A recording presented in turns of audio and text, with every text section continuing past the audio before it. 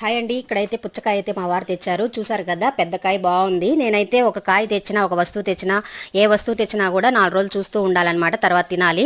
మా వారు అంటూ ఉంటారు, ఎప్పుడు కూడా ఒక రాయి వెనక వేసుకోవాలని. అంటే ఈ తినే వస్తువులన్నీ వెనక పెడుతుంది, 4 రోజుల తర్వాత తింటుంది, అప్పుడు కుళ్ళిపోతూ ఉంటాయి, ఇట్లా చేస్తుంది పిల్ల అని చెప్పి నన్ను అరుస్తూ ఉంటారనమాట. అందుకని పిల్లల కోసం కోసి అయితే పెట్టువే అని చెప్పి చెప్పారనమాట. సరే, దీనికోసం అయితే నేను ఫస్ట్ పుచ్చకాయని అయితే బాగా కడిగేశానండి.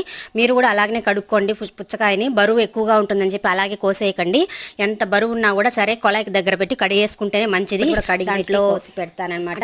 ఇంకా పిల్లలు వచ్చేస్తారు కాబట్టి వాళ్ళకి స్నాక్స్ లాగా ఇది పెడదామని చెప్పి కుంభమేళ లాగా ఇది కూడా పుచ్చకాయ మేళ అనమాట ఈరోజు. అంటే ఏది కాయ తెచ్చినా అప్పటికప్పుడు కోసి పెట్టేసేయాలన్నమాట మా వారికి. నేనైతే స్టాక్ పెడతానంట ఫ్రిడ్జ్ లో, అలా పెట్టి తినకూడదని అరుస్తూ ఉంటారు, అమ్ముతూ ఉంటారు. బాగా కడిగి తింటేనే ఆరోగ్యానికి మంచిదని అరుస్తూ ఉంటారు. నిజమే కదండి, అలాగనే చేయండి మీరు కూడా.